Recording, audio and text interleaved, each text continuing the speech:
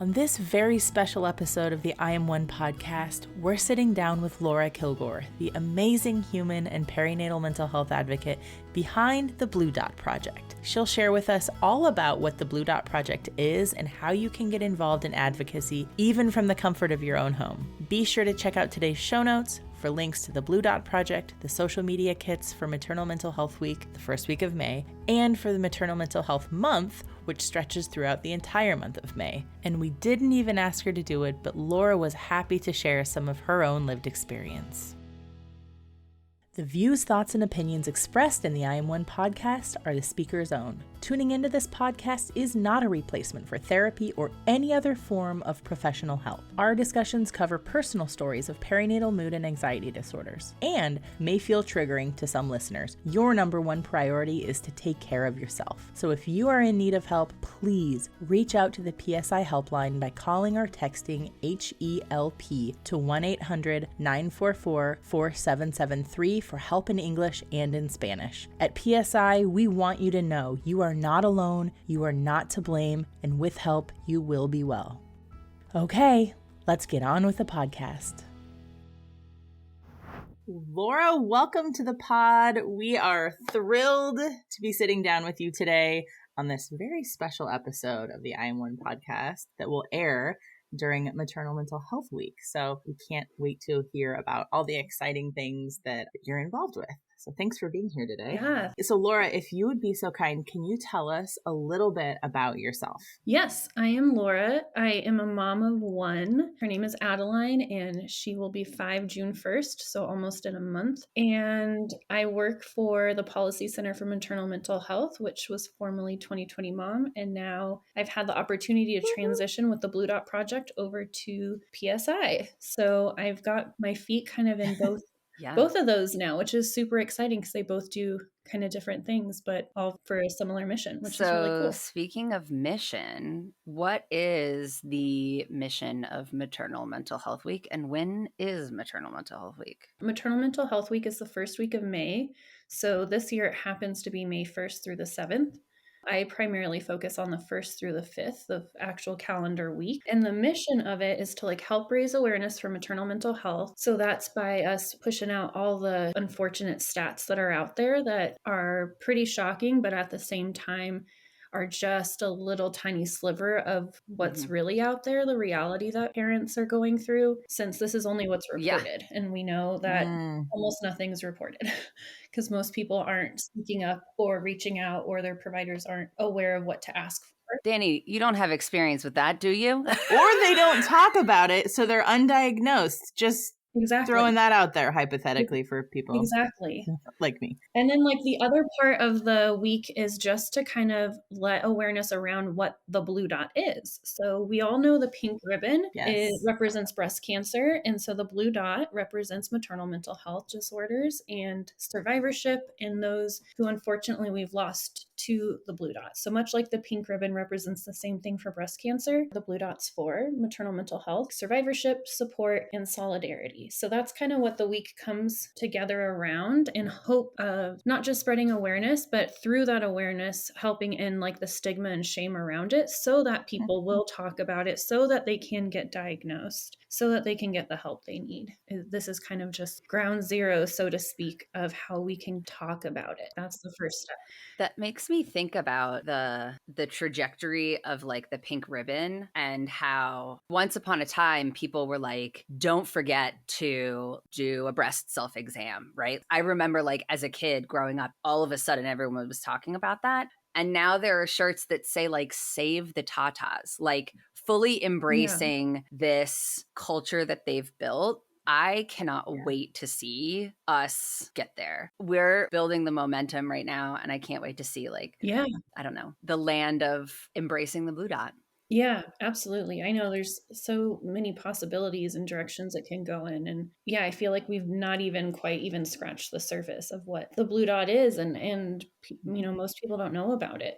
I have a Blue Dot sticker on my water bottle from a few years ago. A friend of mine was like, have you heard of the Blue Dot? And I was like, no, because I was still learning all the things. And that was one of the very first things I ran across, like awareness and part of my healing. And so can you tell us a little bit more about how people participate? Yeah, so there's a couple different ways people can participate, and really it's as in-depth as they want to be. You can make the campaign as elaborate as you want or as simple as you want. That's the nice thing, is it can kind of fit into whatever lifestyle you have or whatever time, which time we usually don't have. Yeah. As parents, there's no time.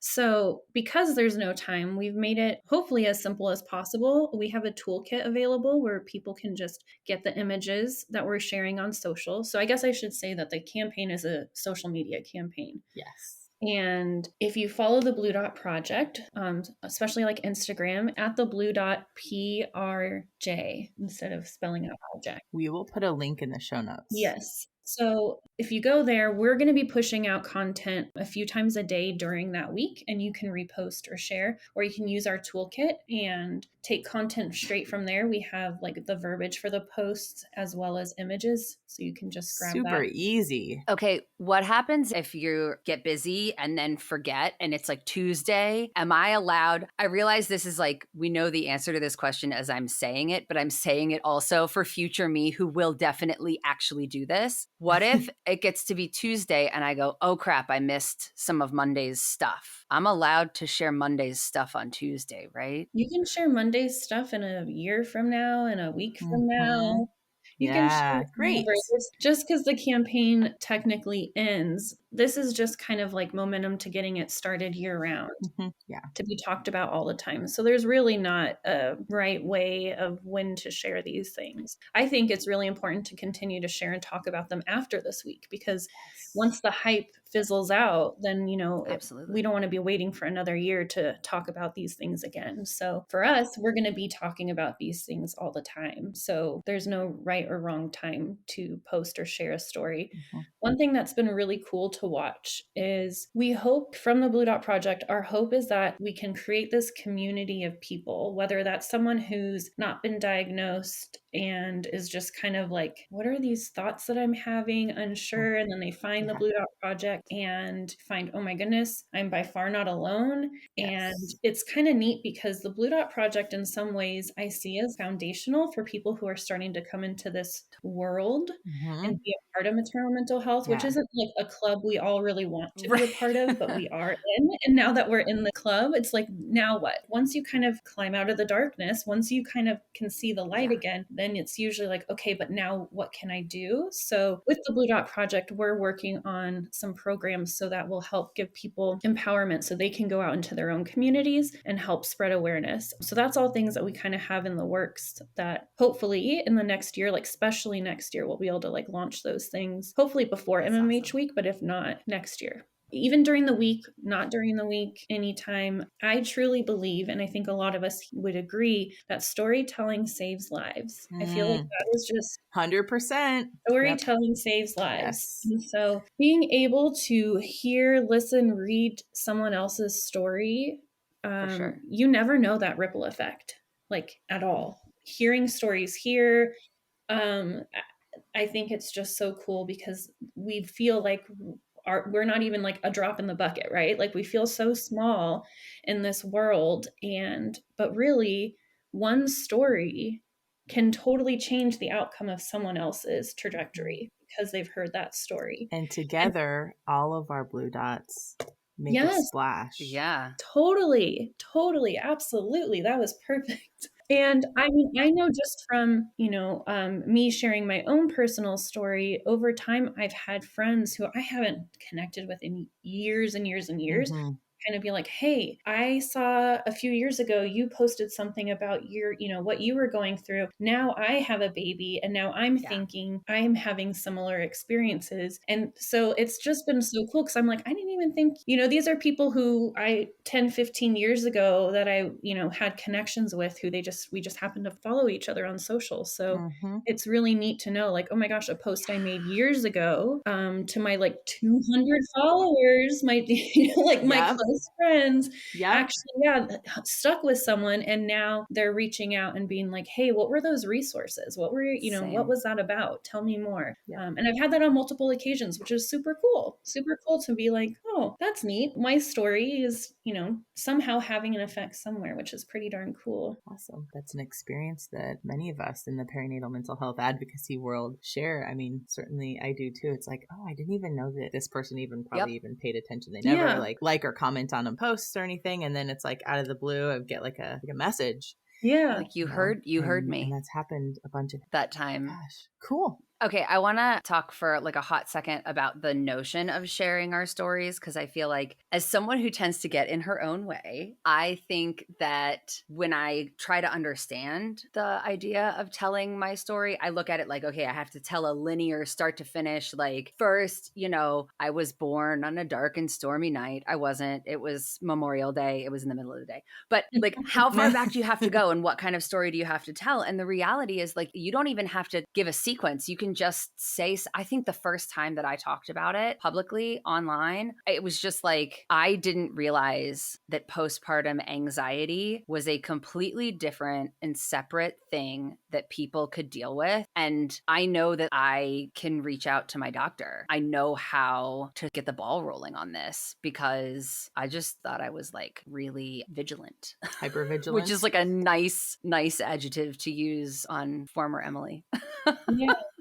Yeah, I think also the fear, like for me, what's held me back sometimes from sharing my story, I've never been like super open or personal too much on social, especially lately. There was like this last year and a half, I think I made one post. Like I'm not really that active. And so there's a lot of like fear surrounding that posting, being that vulnerable, even though like we've got a screen dividing us. So I think for people who may not be ready to even themselves have a conversation about it, let alone on such a public way, that's what makes the toolkit so cool, because very little effort, and it's not as like you're not having to pour your heart out or like open these wounds that you're not ready to. You literally can just post a blue dot. You can share some of the curated posts that you've got in the toolkit. Yeah. Even if you share it in your story, like it doesn't have to be an actual post if you're not wanting to like keep that on your feed. So there's a lot of ways I think that people can do it to their own like comfort level.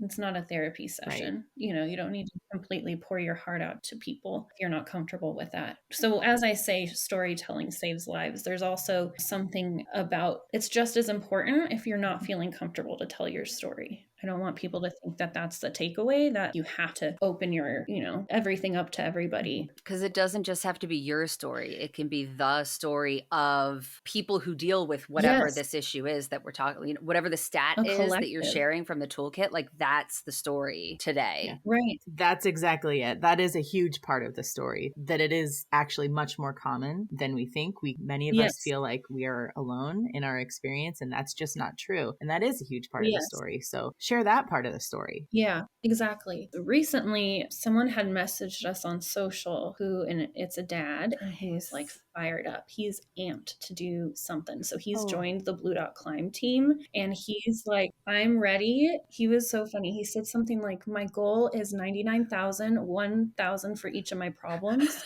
Something like that. I did see that. I was like, wow, that was ambitious. I saw that on the back end of our fundraising platform. I was like, wow, somebody wants to raise $99,000. Let's make this happen. I know. Cool. Like, well, if I can work for a company and make them millions of dollars, why can't I fundraise for an organization that I'm passionate about? Can we get a private meeting with this gentleman? Yes. I know. He's like amped, and I'm like just moved by him. I'm like, oh my gosh. So it's not just for moms. No. Partners, support people. Anybody. And family members.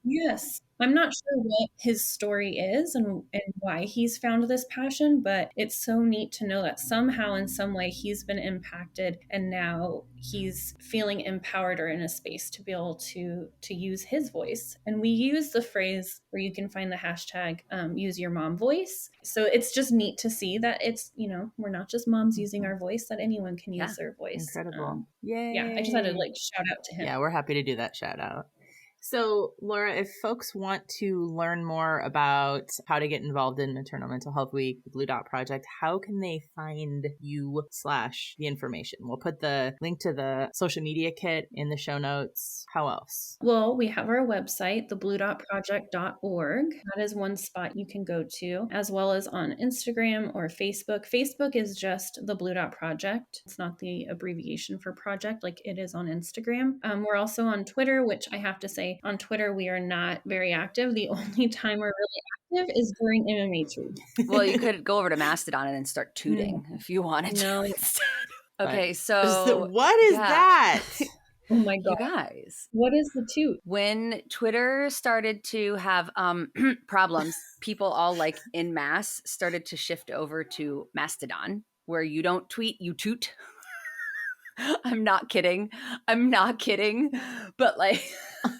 Oh my gosh. Because Twitter really is like a... Where have I been? It's very like okay. news based. Like I think a lot of like reporters and that was why the blue check was so important, was people could be like, oh, this is like a verified source. Like this is verified information. And so they've all gone over to Mastodon, which all I'm picturing is like a brontosaurus, which I realize it's probably not, but like that's...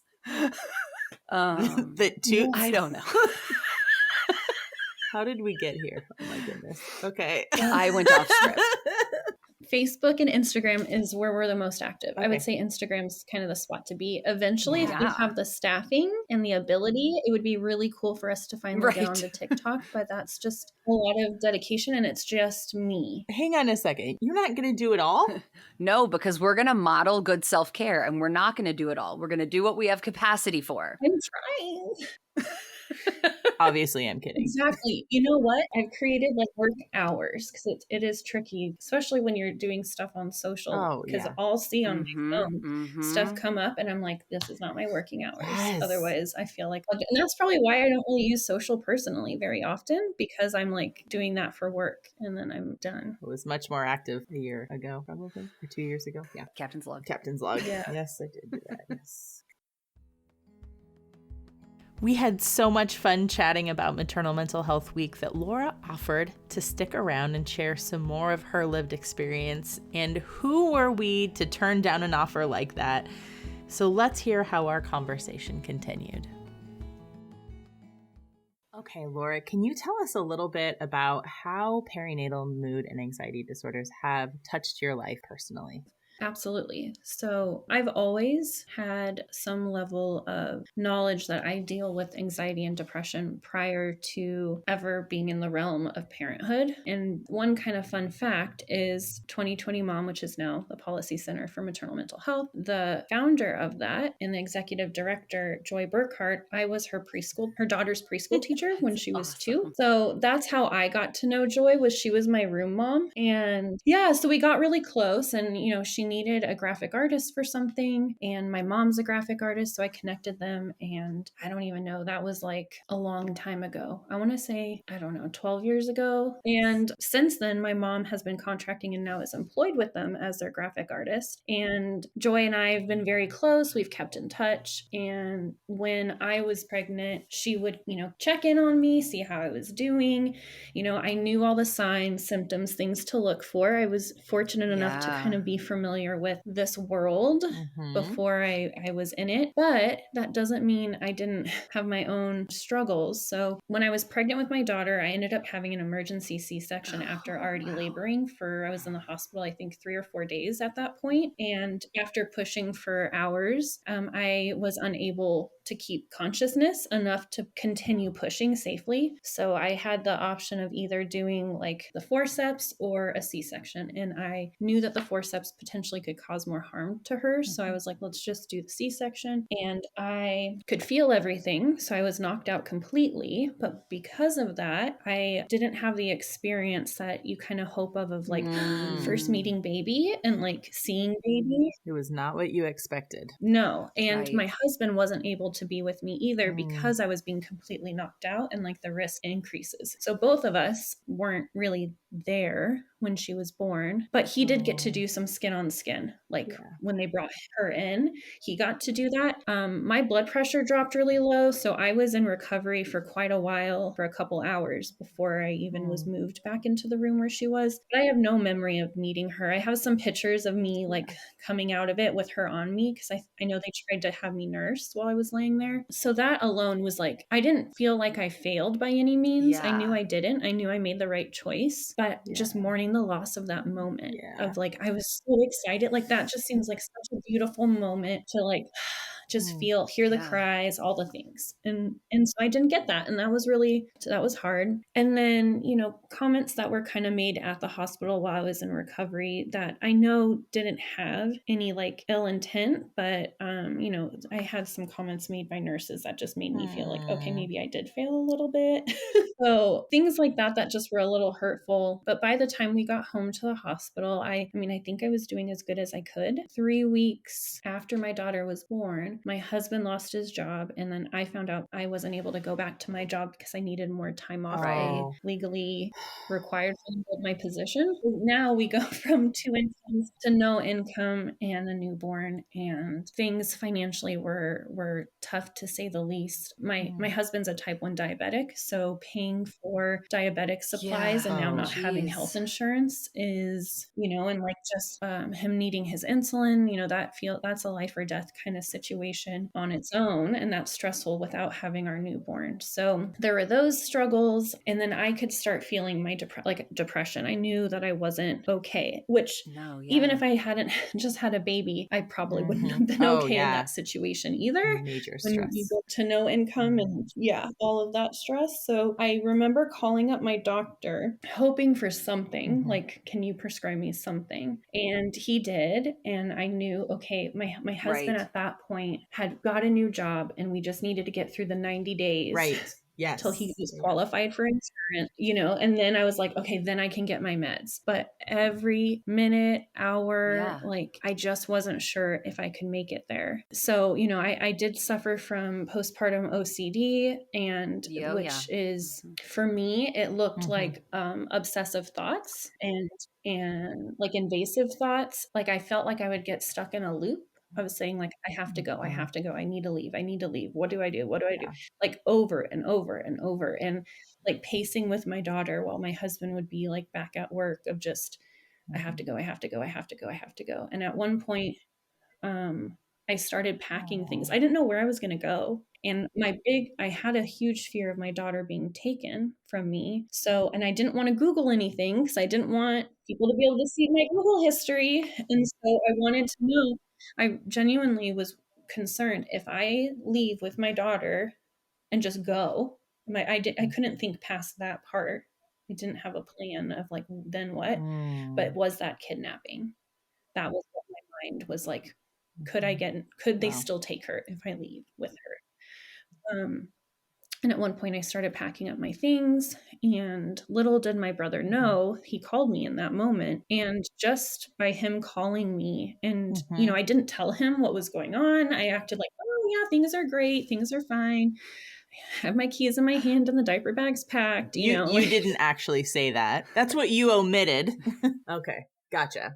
All right. Yes. Yeah, exactly. Like, yeah, everything's fine, but it wasn't fine. And in that moment, just him talking to me, I remember I just sat down in my nursing chair in my daughter, because I was in her nursery, and just started talking to him and just having a few minutes of a conversation, and just quieted my mind enough that it wasn't so urgent in that moment anymore, that I had to leave in that moment. So I truly look back and think of that moment as being kind of like a saving grace moment by my brother, which is really cool because he knows that now. And I'm like, you knew. And he struggles with mental health. And like, so we've both been there to kind of lift each other up when things have not been so even great. pre-parenthood. Yes.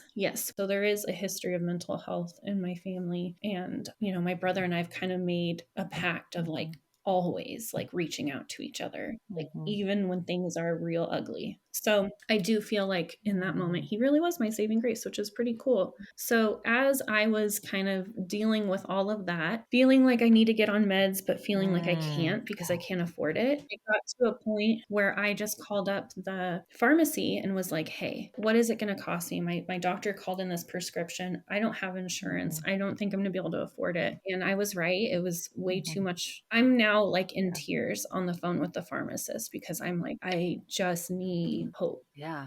And I don't have any hope because I don't know if I can make it 90 more days. So my pharmacist, then she was like, well, do you want me to look at the generic? Yes. Like, yes, I do. Please. Yes. So, yeah, that was $14. And even though we had no income, I was like, $14 can save my life. $14. Yes. Yeah. Yes, we are going to do it.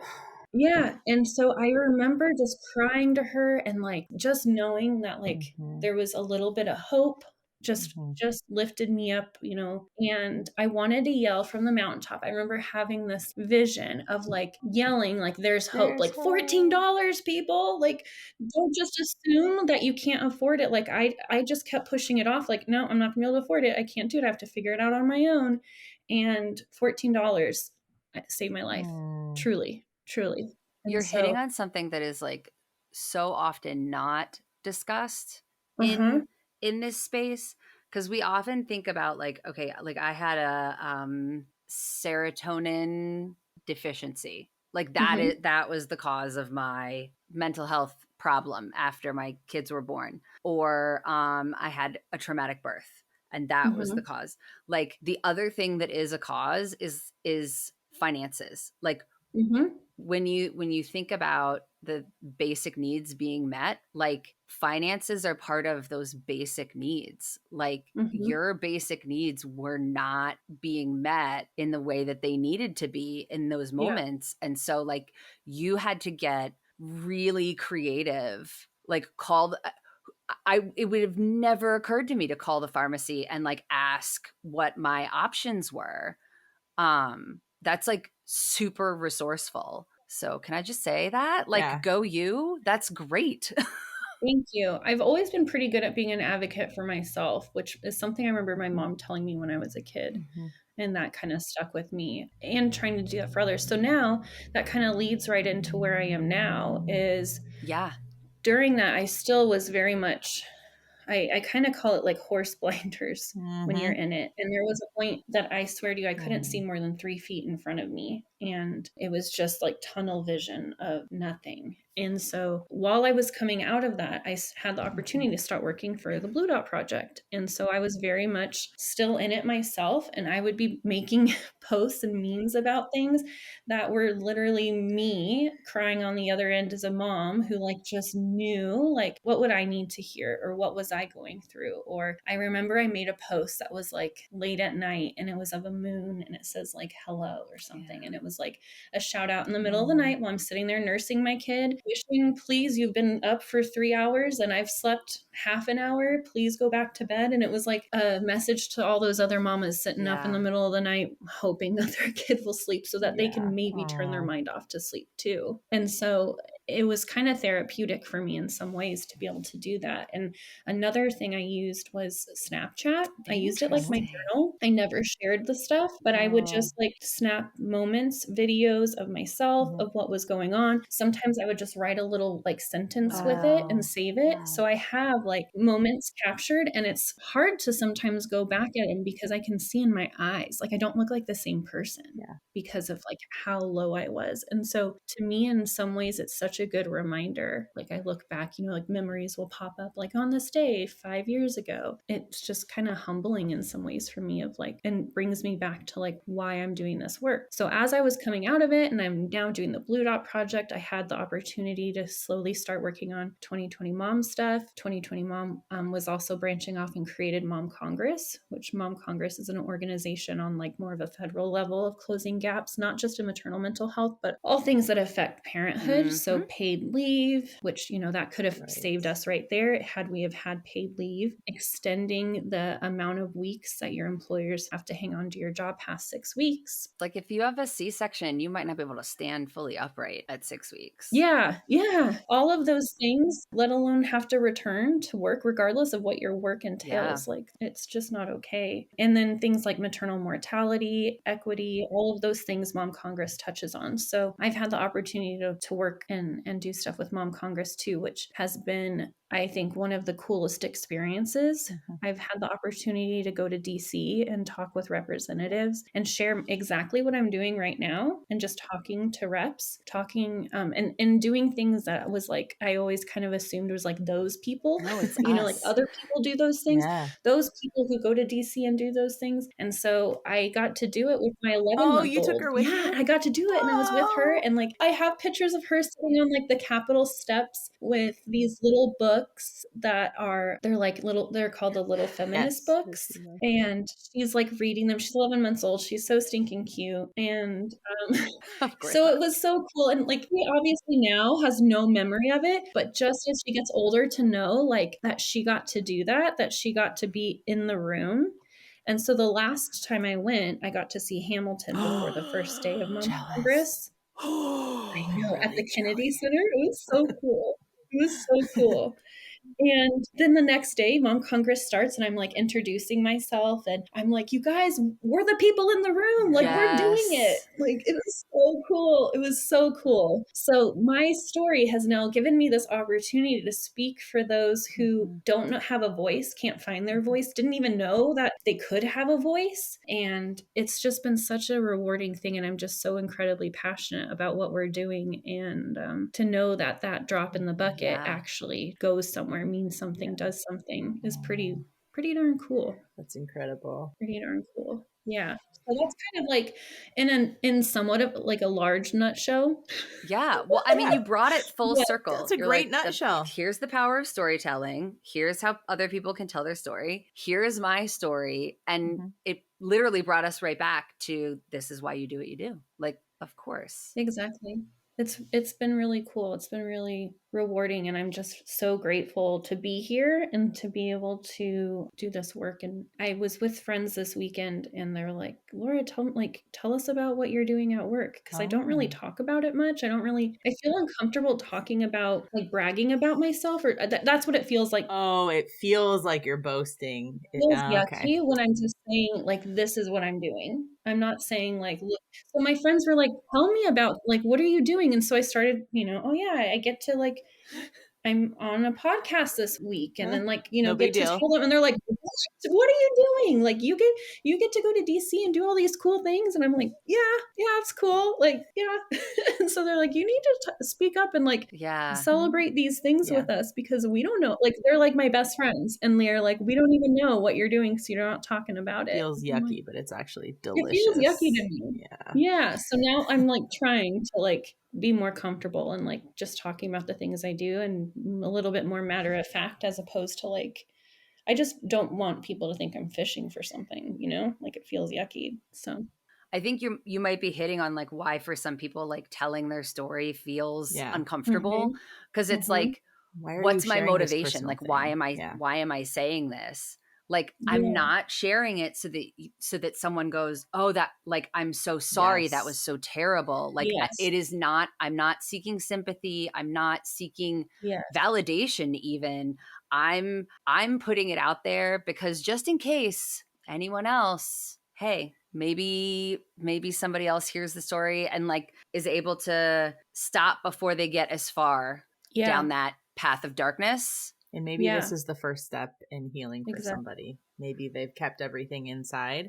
And they're like, okay, I think that I can share a little version of my story, because there's a version for lots of different occasions. So maybe somebody decides that they can share a little something about their experience that they haven't spoken about before, during Maternal Mental Health Week, and they get involved with the Blue Dot Project, and that's the beginning of their healing. So there's lots of different reasons, right? Absolutely. But we're so glad that you're doing the work that you're doing, and thank you. I'm sure it was never, like, many of us like getting involved in this work, your intention never was to be like a famous podcast guest or have your picture like plastered all over the place, like on the Capitol steps or anything. You are doing something that you're passionate about because you experienced something pretty crappy. It's kind of like for me because I have to, but not because like I have to in a negative way, but like I feel compelled. Why else did I survive? It is your purpose. Yes. Yeah.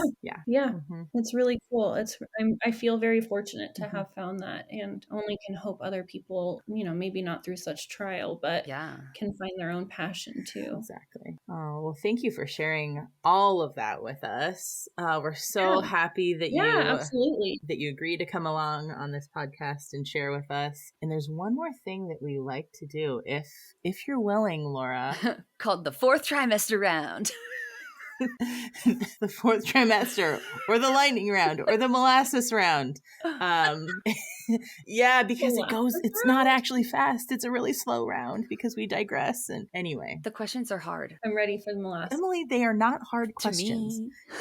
It sounds like we have consent from Laura to jump in. Okay, yes, Laura, we're excited that you're willing to do this. Would you please tell us, besides this podcast, what's your favorite podcast to listen to? Okay, so anything that's Bailey Sarian. She does Dark History, which is super fun. It's all the things you didn't learn in school that you maybe should have learned. Yes, write it down. Dark History. How I found her was through her YouTube Murder Makeup, or it's Murder Makeup. Oh my gosh, Makeup Murder Mondays. I think I know who you're talking about. Yeah. Makeup and murder. All the murder interests. Everybody. Makeup and murder. That is cool. She's so stinking cute. She talks like she'll have a story, a true crime story that she's talking about, and she just happens to be doing her makeup at the same time. And so that's the one. Yeah.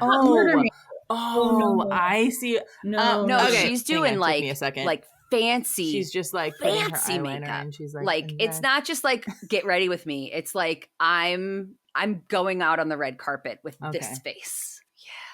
Yeah, she's stunning. So that and I love her sense of humor. She's like a millennial as well, so her references to things I like. I get it. Yeah, I'm like but she did some fun things. Dark History. She did one all about Lisa Frank, which was like totally fun for me to like learn like different sides of Lisa Frank. Yeah, I recommend it. Other podcasts I listen to, which is just more true crime, which is Rotten Mango. Rotten Mango is a little bit more graphic, like it's real. So the whole thing, trigger warning. They talk about some real intense things. Trigger warning. All of these, like warning. All of this. The molasses round on. No. And then, so there's another one called The Deck. There's one called Crime Junkie.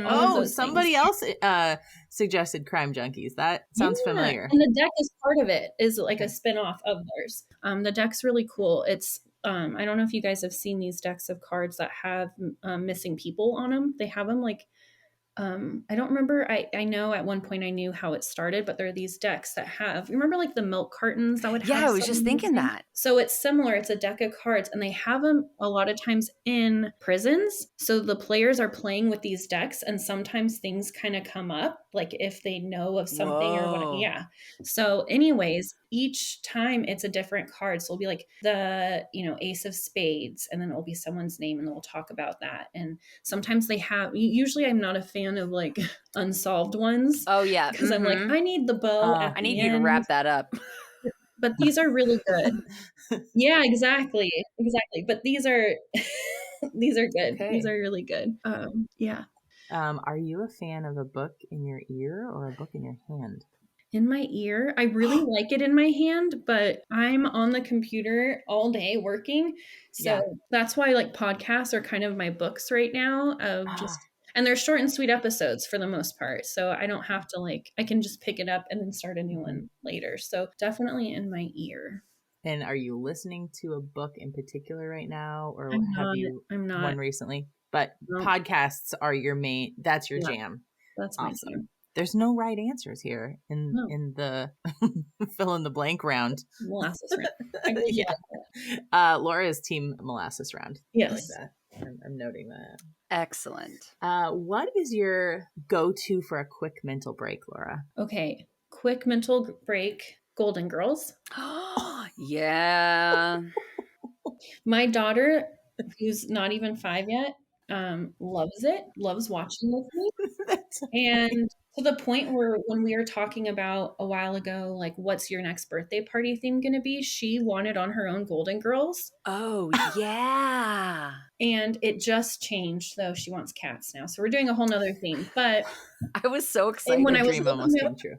I know. When I was looking at other things to do for a Golden Girls party, I mean, if you Google this stuff, if you look on Pinterest, it's all like 30-year-old parties, like almost like the over the hill kind of theme of like 50, 40, and that's a missed opportunity. Like 5-year-old. What to do for a 5-year-old Golden Girls party? Come on, Google. Get with the program. So I was excited, like none of her friends would know what's going on. But the parents would love it. Yeah, right? So maybe I can get that for when she's a little older again or something. Everybody goes home with a gray, curly, complimentary wig or something. Yeah. Yes. They all get like a little purse like Sophia or something as their goodie bag. And a sweater. Yeah, and a sweater. Anyway. Oh man. So that's it. I really like watching them. It's like happy and positive for me, and I can just like veg out. And even when I'm working, I'll have it on, and it's like a podcast where I've seen all of it so many times that I don't need to be like actively watching it. I can be listening and just. It's feel good in the background. Yeah. I like that. Yeah. Awesome. Do you have a favorite parenting hack that you would like to share with our listeners? The first thing I thought of was just add water, which someone recently told me that, and I can't remember who, but just adding water. Yeah. Have you heard that? Isn't that? We've heard that, and that is coming up on an unaired episode. That is something. Didn't Ellen say that? Ellen. Yeah. Ellen said it. Just add water. Just add water. Yes, she said that. That's so funny. Yeah, whenever there's like an issue or like when your kid's having a hard time, you just, okay, we're going in the bath now. We're switching up our environment or we're doing some water play or something. But my other hack is just giving yourself grace and just being like, you know what, today you're going to eat that candy bar and I'm just going to not have a battle with you because it's Sunday or whatever. And then the other one, parenting hack, is meds, which I know is not for everyone, but for me, it is helped me be a good mom. And I don't think it's just what I needed. So those are kind of my parenting hacks, is like grace, your meds if you need them, and water. Yeah. Follow-up question. Do you have a favorite way that you like to drink water? Related. How do you take your water? Related to water. Ice, no ice, flavor, no flavor. Nice, Laura. In a cup. In a cup. I usually don't palm it, but I can.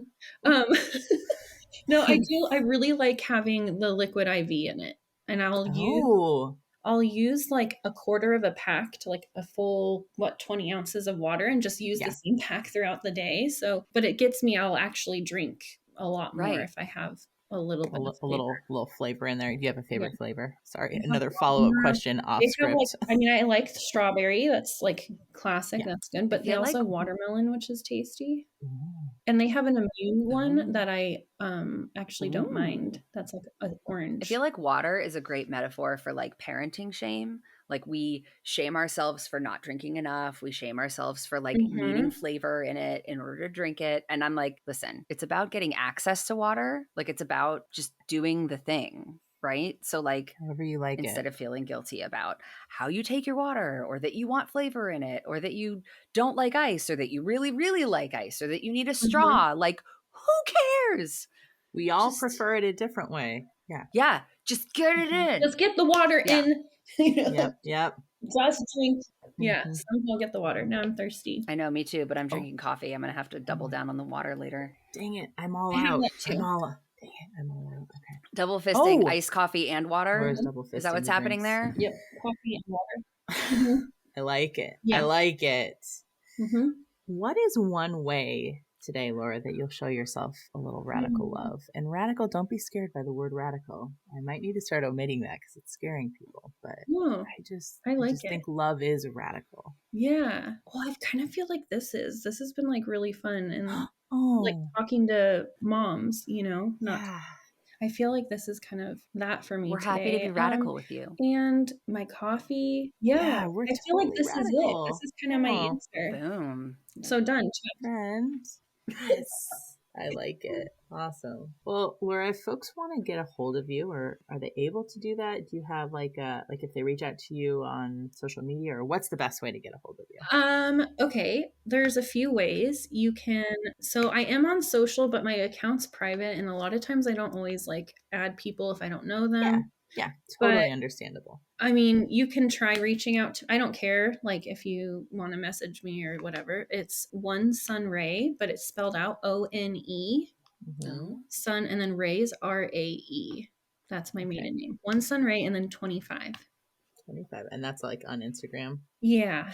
Okay. And then you can email me at laurak@postpartum.net. That probably would be the best way. That would be the first way I would recommend. But you're welcome to like try to stalk my private page. On this. But don't be offended if Laura doesn't respond. Yeah, you could just be like, I heard you on the podcast. And I'll be like, oh, cool. I mean, actually thinking about it, like someone could go and find the Blue Dot Project and send a private message to Blue Dot Project, right? Yes. Like that's another way to get to you. And guess what? It'll also be Laura. It will be me. But I might act like, I usually try to talk like we at the Blue Dot Project when it's really so far. You guys are in on a little secret. Little secret info here, I guess all you podcast listeners. I mean, we means Laura. There's a lot of times where like I really do have to go like pause and ask, most of the time when I say like we will get back to you, it's because I need to find you are part of a team too. Yeah. There are people like you guys that I can, especially with the climb. We're here. Like, I don't know what's happening now. Awesome. Well, great. We will put links to your contact information and all the things that we talked about. I'll try to make sure I get all the links in there in our show notes for people to check out. And we're so excited to be involved with Maternal Mental Health Week, May 1st through 7th, 2023. But that's also, this is also something that people can participate in all year. So if it's March or March 8th, if it's right? May 8th, I mean, you can still participate. Or March 8th for that matter. Whatever. Any 8th of any day, the 8th of any month is a great anytime. 8 is great. 8 is great.